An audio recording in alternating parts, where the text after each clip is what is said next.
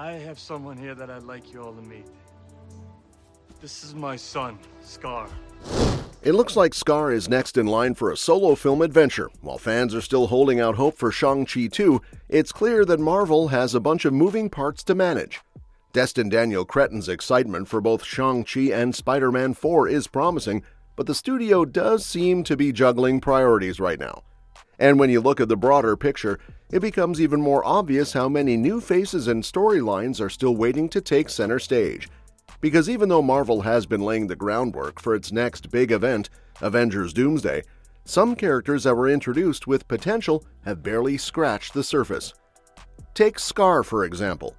The MCU has been building up powerful heroes in this new era, characters who might be crucial in a multiversal battle.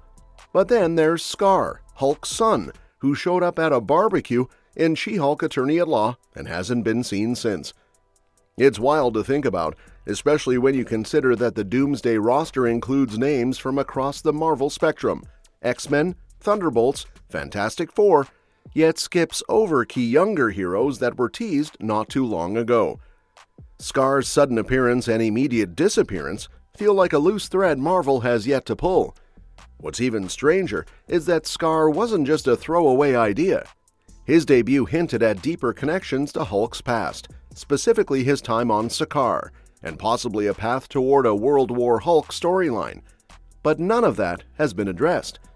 And while we've had Hulk-adjacent developments like the Red Hulk in Captain America: Brave New World and the return of Betty Ross, Skaar's name hasn't come up once. So it's hard not to feel like his introduction was more of a tease than an actual plan. And when you take a look at his potential, it's huge. In the comics, Skaar isn't just a bruiser like his dad. He also inherits the old power from his mother, which lets him manipulate stone and lava and connect with the planet's life force. That's a game-changing ability set that could make him one of the MCU's most unique and powerful characters. So to see him show up with a silent cameo and a funky haircut, only to vanish from the narrative, feels like a wasted opportunity. At least for now. But all isn't lost. Marvel does tend to play the long game with certain characters. America Chavez from Doctor Strange in the Multiverse of Madness and Cassie Lang in Quantumania haven't been front and center lately, but you can tell they're being saved for something. It feels like Marvel is slowly gathering a new generation of heroes for a big Young Avengers project, and Skaar could easily be part of that. His brute strength, emotional backstory, and connection to a cosmic legacy could bring a lot of dimension to a younger team lineup. And honestly, the timing might be right. With so many team-up films in the pipeline, like the Fantastic Four, Thunderbolts, and Avengers Doomsday, it wouldn't be surprising if Marvel followed up with a spotlight on the next wave of heroes. Skaar could represent a raw, unshaped force on that team, someone who starts out awkwardly dropped into Earth life, but finds his place fighting alongside others who are also figuring themselves out. The contrast between his quiet entrance and his explosive potential could make for a compelling arc if Marvel decides to lean into it. It's baffling, though, that we haven't even seen a hint of what he can do, because Skaar's power set alone could shake up how we view the Hulk lineage in the MCU. He could be the bridge between the older guard and the newer faces, while still bringing something totally new to the table. But instead, Marvel has kept him in the background, unexplored and uncommented on, which makes you wonder if they're retooling his story, waiting for the right moment, or possibly even thinking about rebooting his arc entirely. That might explain the mixed signals fans are getting. On one hand, Marvel keeps tossing out all these new names and directions.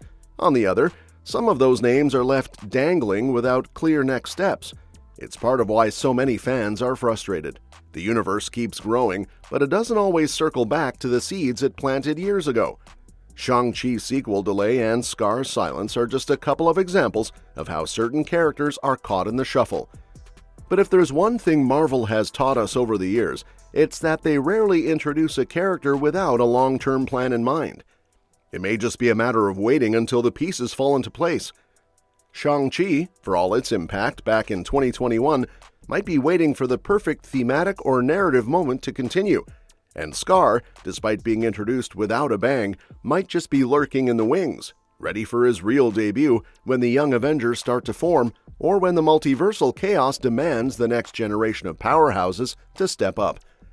A solo Skaar film might sound like a stretch at first, especially given how little we've seen of him so far in the MCU, but when you dig into the source material and think about the direction Marvel is headed, it actually starts to make a lot of sense. Because Skaar isn't just Hulk's kid.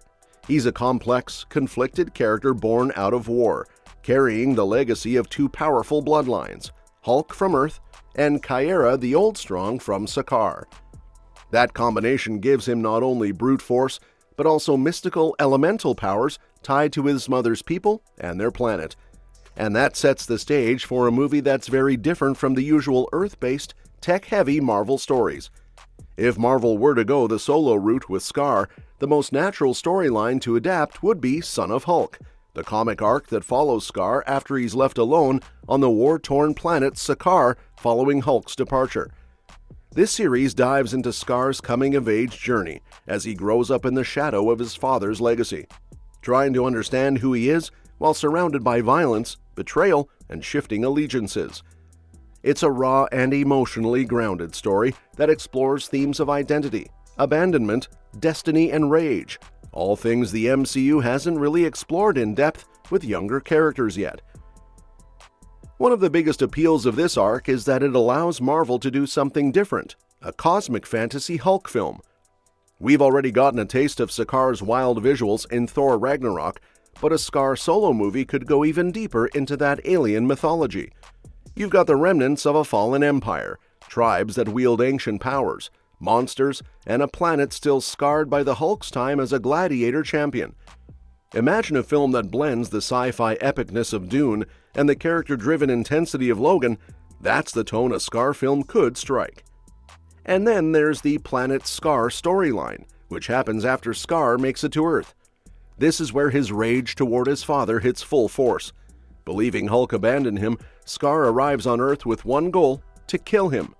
But as he learns more about who his father truly is and what it means to be a hero, he starts to change. This arc is packed with emotional tension, brutal battles, and ultimately a shift from vengeance to understanding. It would be the perfect second half of a film or even the core of a sequel, giving Marvel a clear two-part saga. Part 1 on Skaar, Part 2 on Earth. Of course, none of this can happen unless Marvel commits to fleshing him out. So even if his solo film isn't greenlit right away, the best move might be to reintroduce Skaar in an upcoming team-up project, Young Avengers, World War Hulk, or even a surprise appearance in Avengers Doomsday, and give audiences a taste of what he can do. Show us his rage. And that's that for today's video. Thanks for watching, and we'll see you in the next one.